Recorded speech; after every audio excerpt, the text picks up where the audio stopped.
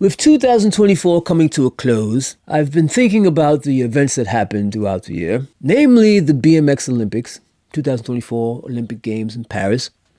And it has me thinking about some of the fun facts that happened during that race. So I think I'm going to get involved in telling you some of the top 10 facts about the Paris Olympics, the BMX racing at the Paris Olympics. Let's get into it, shall we? Starting with number 10, and that being it was the first Olympics that the first berm went to the right instead of the left. That's right. Ever since BMX racing was added to the Olympics, the first berm, aka the first turn, has always went to the left. Beijing went to the left, London went to the left, Rio went to the left, and Tokyo went to the left. But at the 2024 Paris Olympics, the first berm went to the right.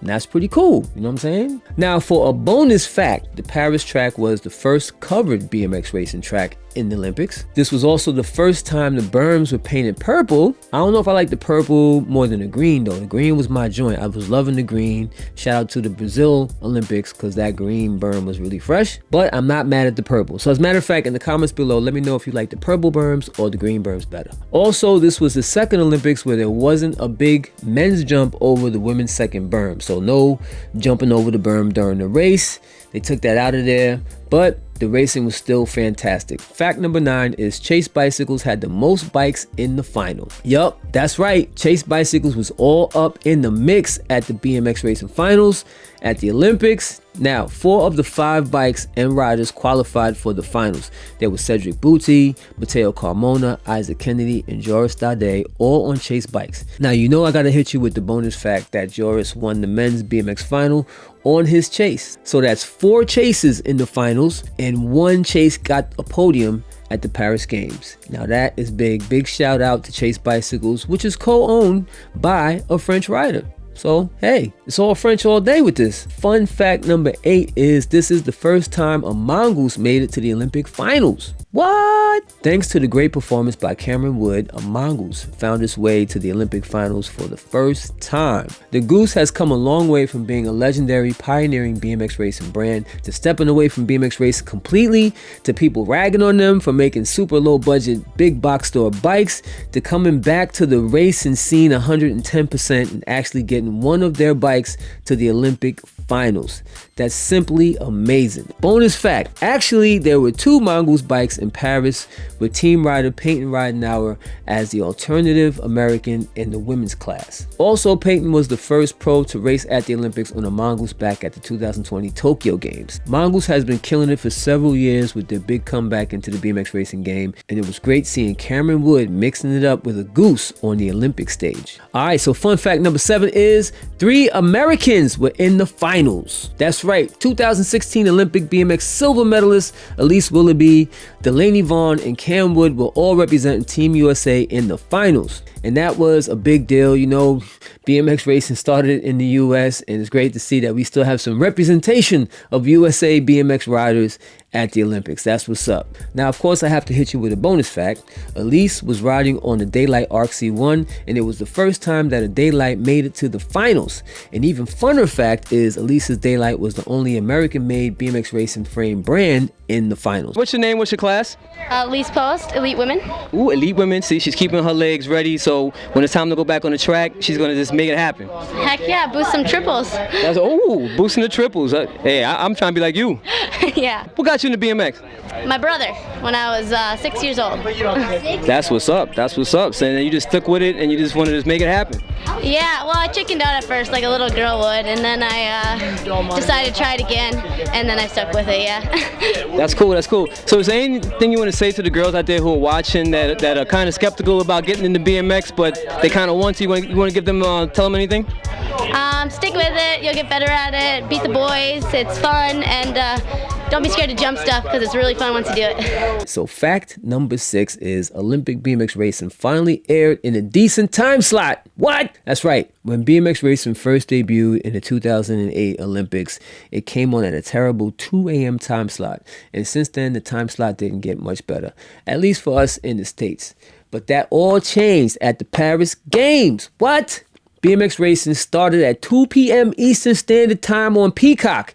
and rebroadcast during prime time. It was really cool to be able to see the BMX racing during the day, but super whack that the Olympics isn't broadcast everywhere like it used to. That Peacock paywall is mad lame, and they shouldn't do the Olympics like that. Everybody should have access to see the Olympics, and those little YouTube recaps were not it. Fun fact number 5, this is the first Olympic that Mariana Pajon did not win a medal. Mariana Pajon, aka the Queen of BMX, has been on the podium for 3 Olympics straight, with a gold in 2012, a gold in 2016, and a silver in 2020. And now at the age of 33 and dealing with a few injuries, she still was able to qualify to compete in the 2024 Paris Olympics.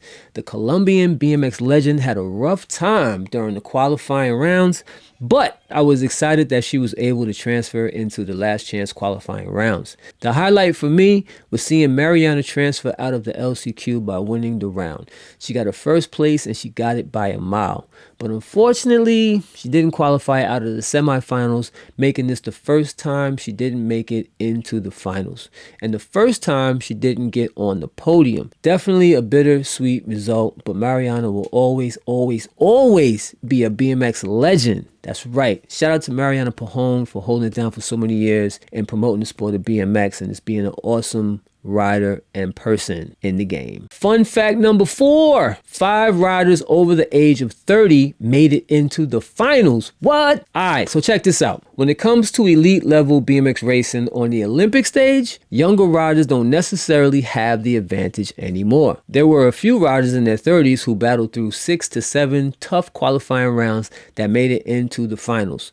On the women's side, you had 33-year-old Elise Willoughby and 31-year-old Laura Smulders. On the men's side, you had 33-year-old Joris Dardet and 31-year-old Sylvain Andre. And there was also 33-year-old Mariana Pajon, who made it into the semis but not the finals. But she did get that win during the last chance qualifier, so there's that. Now here's a fun fact. Actually, it's a super fun fact. The 2 oldest men competing actually took home the top medals. That's right. 33-year-old Joris Dardet came home with the gold, and 31-year-old Sylvain Andre came home with the silver. Now, honorable mention is the bronze medal, which went to Roman Mayhew, who is 29 years old. So he's the 3rd oldest pro in the men's class, right on the cusp of being 30. So there's that. So if you're a young rider or a professional rider and you're thinking you may be coming to the end of your pro racing career at around 25 years old, best believe you have a lot of years left. Not to mention, after that, you can race vet pro and be like Barry Nobles and just be kicking everybody's butt in that class too. Fun fact number 3, this is the first time a BMX couple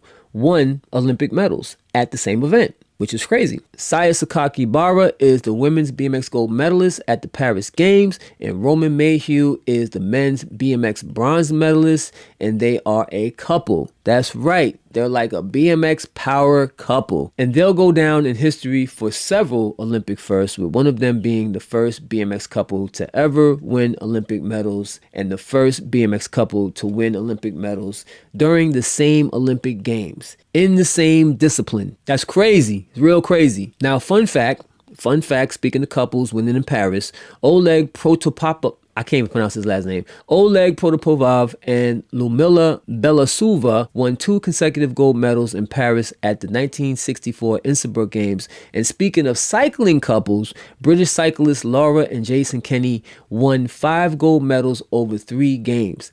That's bananas. So Saya and Romain joined the ranks of these other great riders who won that happened to be couples in the Olympics. So that's really, really dope. And just think, I remember back in the day when you couldn't get a girl to even look at you on a BMX bike, let alone ride one, and they damn sure wasn't thinking about racing one. Shout out to all the ladies out there who race BMX, dirt jump, all that stuff. Shout out to y'all. Coming in at number 2 on this fun fact list is France becomes the first country to sweep Olympic medals in BMX racing history. The French men were on fire throughout the whole event, putting in solid qualifying round performances, with each rider placing no less than in the top 3 spots. When the finals came, the Frenchmen dominated to win gold, silver, and bronze medals in their own country. The energy in the BMX stadium was electric as Olympic history was made.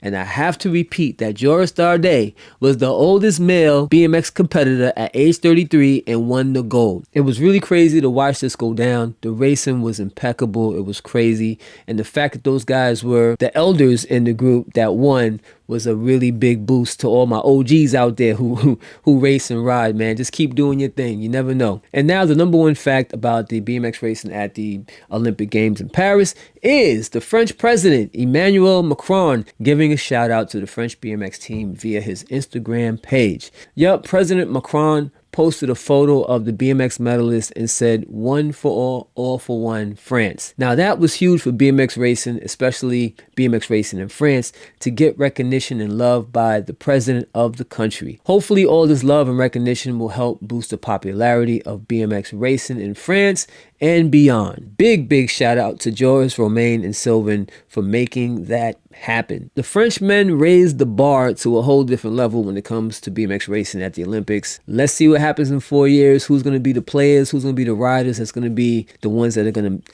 make things happen next go around. But this was definitely an exciting event, some great racing. Commentating, that's a whole different story. I think that's going to be a whole different post. It was, but it was great to see BMX during prime time, during the daytime, and the racing was great. Indoor track, and also the track is actually a track that's being used currently. It's not one of those one-off tracks for the Olympics. It was actually a track that was built, that they hooked it up for the Olympics, so that was cool. So what did you think of this list? I'm sure there are other great moments that I didn't mention, so definitely let me know in the comments below what your top 10 moments from the Paris Olympic BMX racing events were, so we can share them and talk about them in the comment section. And with that, that is it. I'm Crazy Al Kane. This is sugarcane.com, CACTV. If you liked some of these segments that I'm doing, you want to see more, definitely like and subscribe. Maybe show some support in the website. Join, become a member. Communicate, comment on things. Help this site grow so we can make it happen. All right. My phone is ringing now somewhere. It's ringing somewhere. I got to go, and I will talk to y'all later. Back to you, Billy.